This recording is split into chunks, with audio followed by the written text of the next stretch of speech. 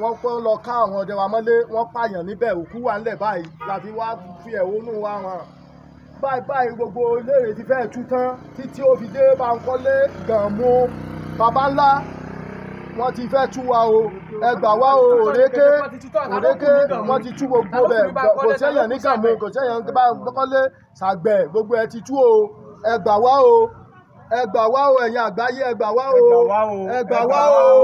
ẹ gbà wá o ìgbàgbọ́ ẹ̀tì la wà ìsàárẹ̀ la wà yìí o àgbẹ̀wò ọ̀dọ́ ẹ gbà wá o wọ́n fẹ́ pa wá kẹ́ ẹ mọ̀ pa wá tán o ẹ mọ̀ pa wá tán o ẹ ṣàánú wa o tọ́. owó sí fídíò àbí àwa ọdẹ Ìlérè lápapọ̀ ọ̀dọ́ Ìlérè lápapọ̀ ní Ìlérè district wọ́n la wá sí local government lánàá ní chairman book appointment pẹ̀lú wa pé anytime ó wà ní Sàárẹ̀ káwá bá wọn a sì dé Sàárẹ̀ àpèpèpè wọn ò gbé fóònù tọ ẹ̀yin àgbáyé wá sí pé olúọdẹ Sàárẹ̀ wọ́n wá bá wa a pé àwọn èèyàn wa ń Sàárẹ̀ náà wọ́n wá bá wa ẹ̀yin àgbáyé wọ́n ti pa wá tán n'Ìlérè o àwọn bòròró ti pa wá tán n'Ìlérè o ẹ gbà wá o ẹ gbà wá o àwọn kidnapper ti pa wá tán n'Ìlérè ẹ gbà wá o ẹ ṣàánú wa o local government la wà báyìí gbogbo àwa olóòdẹ ni wọ́n ń lépa káàkiri wọ́n wọ Bánkọ́lé níjẹrin mọ́jú jẹta wọ́n lọ kó olóòdẹ Bánkọ́lé mọ́lé wọ́n pa á lánàá ọwọ́ akájọlà wọ́n pọ́n lọ ká àwọn ọdẹ wa mọ́lé wọ́n pààyàn níbẹ̀ òkú wà ńlẹ̀ báyìí láti wá fi ẹ̀hónú wa hàn báyìí gbogbo Ìlérè ti fẹ́ẹ̀ tú tán títí ó fi dé Bánkọ́lé Gànmú baba ńlá wọ́n ti fẹ́ tú wa o ẹ gbà wá o òrékè wọ́n ti tú gbogbo bẹ̀ kò sẹ́yìn ní Gànmú kò sẹ́yìn ní Bánkọ́lé Sàgbẹ̀ gbogbo ẹ ti tú o ẹ gbà wá o ẹ gbà wá o ẹ̀yin àgbáyé ẹ gbà wá o ẹ gbà wá o ẹ gbà wá o ìgbàgbọ́ ẹ̀tì la wà ìsàárẹ̀ la wà yìí o àgbẹ̀wò ọ̀dọ́ ẹ gbà wá o wọ́n fẹ́ pa wá kẹ́ ẹ mọ̀ pa wá tán o ẹ mọ̀ pa wá tán o ẹ ṣàánú wa o tọ́. akíndìbò ìfẹ́ ló dùn Ọlọ́run ní kí ó bàjẹ́ Ọlọ́run yẹ gbogbo èyí padà a máa bẹ alága local government kó ṣàánú wa ọdẹ ìbílẹ̀ kó ṣàánú wa kọ́mọ yẹ kí ìyà jẹ wá gbé nígbà táwa bá fẹ̀mí ara wa kalẹ̀ tí ò sí irinṣẹ́ tí ò sí kankan a kàn fẹ̀mí ara wa fi takátì ni Ọlọ́run fẹ̀mí wa takátì o kí alága local government kó wà lónìí kó fi ṣe wá lónìí nìsín wọ́n pè hàn Ìlérè ló pè mí gbàtàdé fẹ́wọ̀ Sàárẹ̀ túláàsì èmi sì ni chairman gbogbo ìfẹ́ ló dùn tí mo jẹ́ olórí àwọn ọlọ́dẹ àwọn olúọdẹ òun ló yẹ ká pè mí àmọ́ ìdí ń ṣe wọ́n ní Ìlérè ìdí ń ṣe àwa náà ìdí ń ṣe wá ní Sàárẹ̀ èsì ń lé sí ní Ọlọ́run ní fìyà jẹ ní kálukú wa o ẹ dákun ẹ bá wa wá nǹkan ṣe sí o Ọlọ́run ní kí ó bàjẹ́ o. tọ́ gẹ́gẹ́ bí àwọn èèyàn mi wọ́n ṣe sọ Ọlọ́run ṣàánú wa ní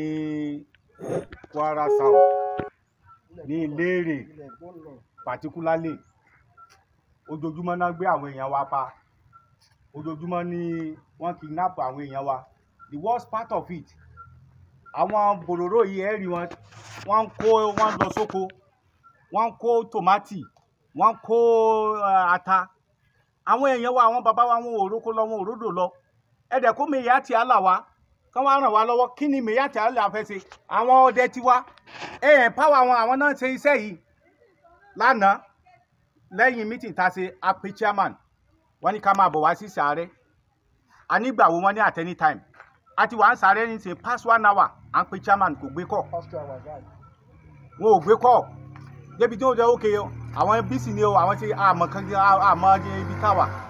now àkókò táwà yìí ó dẹ̀ léwu ó delicate a ní láti padà tó kí gbogbo ẹ̀yin àgbáyé kẹ́ gbà wá ẹ̀yin Yorùbá wa tẹ́ẹ̀kù ní Ògùn Ìbàdàn Ọ̀yọ́ Lagos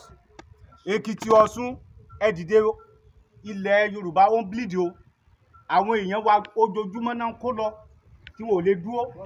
wọ́n sá kúrò nílùú the worst part ìkẹ́jú tó wá gbọ́ ni pé oko tí àwọn èèyàn wá fi kalẹ̀ àwọn wèrè wọ́n tẹ̀ ń lọ síbi bẹ̀ wọ́n lọ ń clear kí ìjọba ó gbà wá o kí ìjọba that's what tàbí wá bá chairman ìwọ́sìn nǹkan tá a dìbò yàn fún nìyẹn ipe okay láti his primary duty láti protect the life and property of the locals àwọn ọdẹ ẹgbẹ́ orúkọ wọn ti kankan fún wọn train àwọn kan pé forest guard the next thing ẹ kó AK-47 fún àwọn Meyatiala nílẹ̀ Yorùbá kí ni Meyatiala fẹ́ wá ṣe fún wa àwọn bòròró àwọn náà pa wá ẹ kó àwọn bòròró wá kí wọ́n protect wa so a pé àwọn ìjọba àwọn sẹ́nétọ̀ wa gbogbo ẹ̀yin ọ̀sọ̀kùnrin wa ẹ dìde alẹ́ àná wọ́n tún pààyàn ó tún ní níbìkan tán sọ pé àwọn bọ̀ wá ìlú ẹ̀yìn sí wọ́n ti tú ṣé bá ṣe máa bá lọ ní àwọn èèyàn wa wọ́n ń sá kúrò nílùú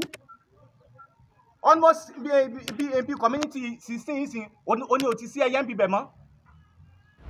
that's what àfi ní ká wá bá chairman lẹ́yìn ẹ̀kíní àwọn Meyatiala yìí kán bá wa kó wọn kúrò àwọn ọdẹ wa tán ti ń ṣe láti bẹ̀rẹ̀ pẹ̀pẹ̀ ẹ bá wa empower wọn ẹ bá wa kó ìbọn lé wọn lọ́wọ́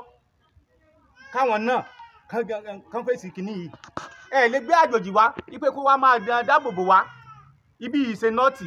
ilẹ̀ Yorùbá níbí so ó jẹ́ ìkẹta wá fún chairman but our so disappoint láti ọ̀dọ̀ chairman wípé ó lè fún wa ní appointment